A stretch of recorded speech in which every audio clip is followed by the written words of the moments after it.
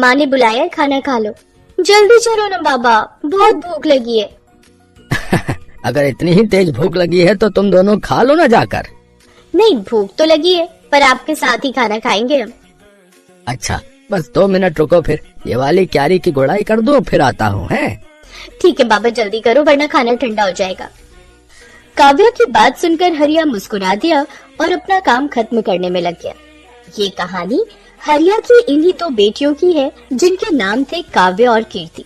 दोनों बहनें अपने बाबा हरिया और माँ गीता के साथ गांव में रहती थी, जहाँ उनके घर के ठीक सामने उनका बड़ा सा खेत था और खेत के बगल में एक बड़ा सा तालाब भी था। फिर उस दिन घर जाते हुए, बाबा ये खेत तो हमारे काम का है, लेकिन ये तालाब हमारे किसी काम का नहीं है, आप इसे बेच क्यों नहीं देते? हाँ, और इसे बेचकर जो पैसे मिलेंगे उससे हम बढ़िया बढ़िया चीजें खरीदेंगे। ऐसा कभी मत करना मेरी बच्चियों, ये तालाब तुम्हारे दादाजी की आखिरी निशानी है। पता है, कई साल लगाकर उन्होंने बड़ी मेहनत से इसे खोदा था। क्या सच में अकेले ही उन्होंने इतना बड़ा तालाब खोद दिया? बातें करते हुए हरिया और उसकी दोनों बेटियां अब घर आ चुके थे।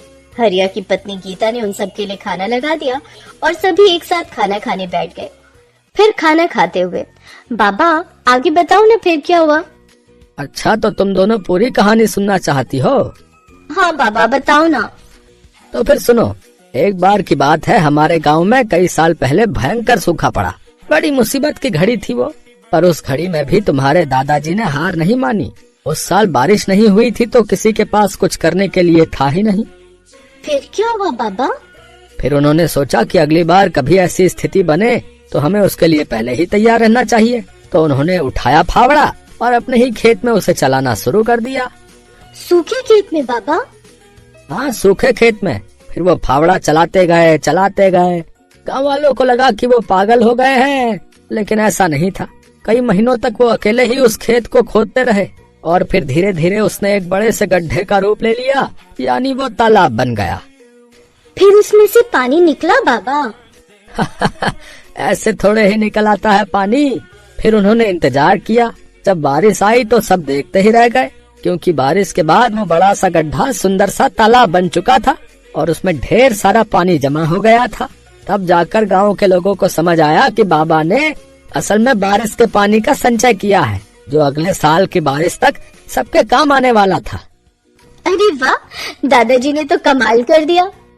अब तुम्हारे दादाजी नहीं है, लेकिन उनका दिया हुआ यह तालाब और उनकी सीख की मुसीबत की घड़ी में हार नहीं माननी चाहिए, ये आज भी हमारे साथ है बेटा।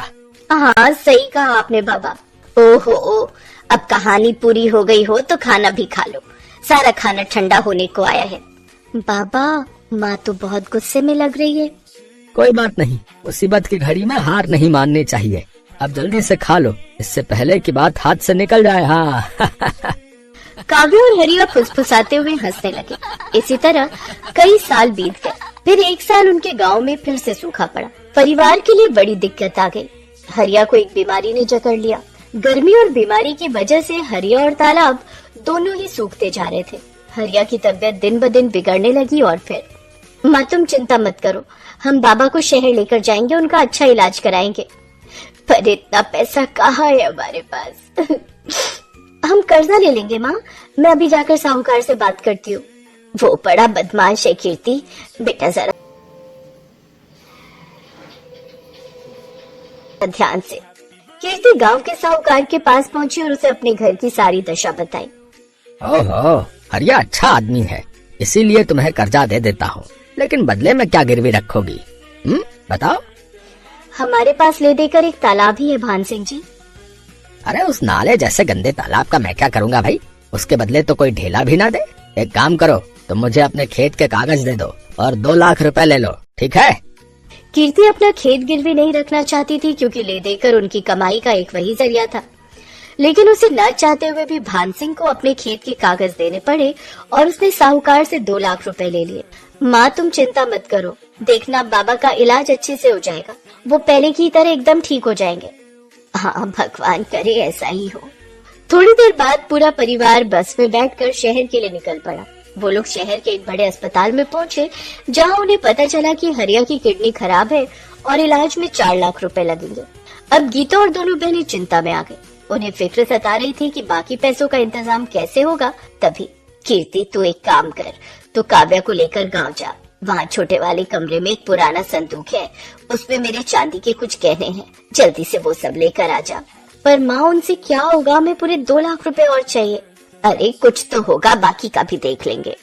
गीता की बात मानकर दोनों बहनें वापस गांव चली आई और घर पहुंचते ही उन्होंने उस संदूक को खोला। ये पहली बार था जब उन्होंने उस संदूक को खोला था। उस संदूक को खोलते ही सबसे पहले ढेर सारी धूल निकली। फिर एक लाल रंग के कपड़े की पोटली थी जिसमें गीता के कुछ गहने रखे थे। हे भगवान, मेरी माँ की शादी की निशानी भी अब हमें बेचनी पड़ रही है। हमारी मदद करो भगवान। कीर्ति की आंखों में आंसू थे। तभी काव्या की नजर संदूक की तली पर पड़ी जो कुछ उठी हुई थी। उसने वहाँ से लकड़ी का वो हिस्सा हटाया तो वहाँ उसे एक छोटी सी डिबिया नजर आई। दीदी, ये क्या है और इसे इतना छुपा कर क्यों रखा है? पता नहीं, रुक मैं इसे खोल कर देखती हूँ।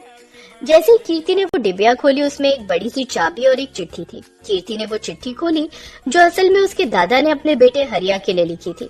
कीर्ति ने चिट्ठी को पढ़ना शुरू किया।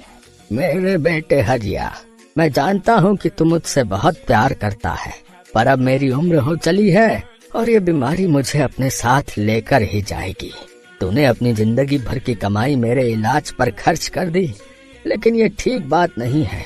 आगे तेरी संतानों को भी पैसों की जरूरत पड़ेगी।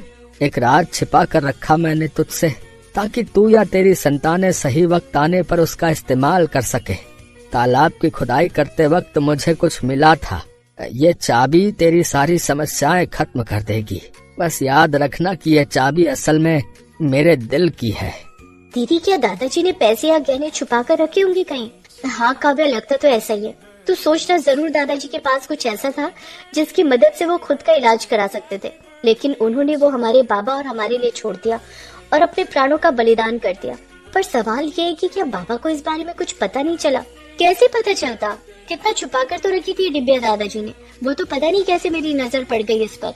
लेकिन दीदी, ये चिट्ठी के आखिर में किस तरह की पहेली है? अब हम दादाजी का दिल निकाल कर कहाँ से लाए?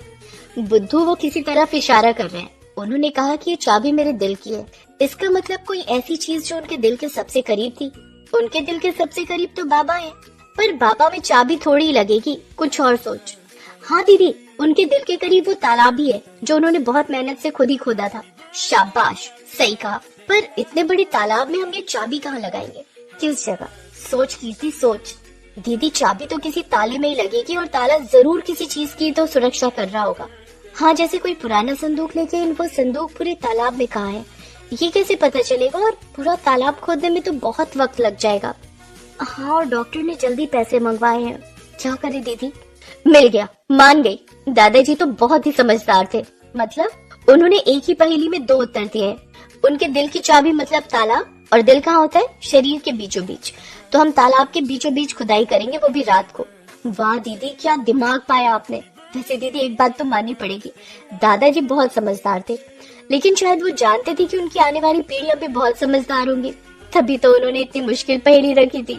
काव्या की बात सुनकर कीर्ति मुस्कुरा दी और फिर रात में उन दोनों ने तालाब के बीचों बीच खुदाई शुरू कर दी। और थोड़ी सी खुदाई के बाद उन्हें वहाँ से वाकई एक संदूक मिला। और फिर जब उसे खोला गया तो उसमें ढेर सारे सोने के सिक्के थे। दीदी, क्या ये सोने के सिक्के हैं? हाँ काव्या, दादाजी ने सही कहा था कि सारी मुश्किलें हल हो जाएंगी। दादाजी भले ही चले गए, लेकिन वो जाते जाते हमारी सबसे बड़ी मुश्किल हल कर गए। अगले दिन कीर्ति ने उनमें से कुछ सिक्कों को सुनार को बेच दिया और उसके बदले में ढेर सारे रुपए ले लिए। उसने हरिया का पूरा इलाज कराया और साहूकार का भी कर्जा उतार दिया। फिर एक दिन घर में, बेटा तुमने बताया नहीं कि तुम्हारे पास इतना पैसा आया कहाँ से? कीर्ति ने हरिया को उसके पिताजी की चिट्ठी पकड़ा दी और काव्या ने उसे सारी कहानी बताई। बेटा, बाकी बचे हुए सिक्कों का हम क्या करेंगे? माँ, उन्हें बेचकर हम इस तालाब को और बड़ा और सुंदर बनाएंगे, जिसमें प्यारी प्यारी मछलियाँ होंगी और बगल में बगीचा बनाकर लोगों के बैठने का इंतजाम करेंगे। साथ ही साफ पानी के लिए प्याऊ भी लगाएंगे, ताकि हर बार जब भी कोई यहाँ आए तालाब के किनारे बैठकर ठंडा और मीठा पानी पिए। और दादाजी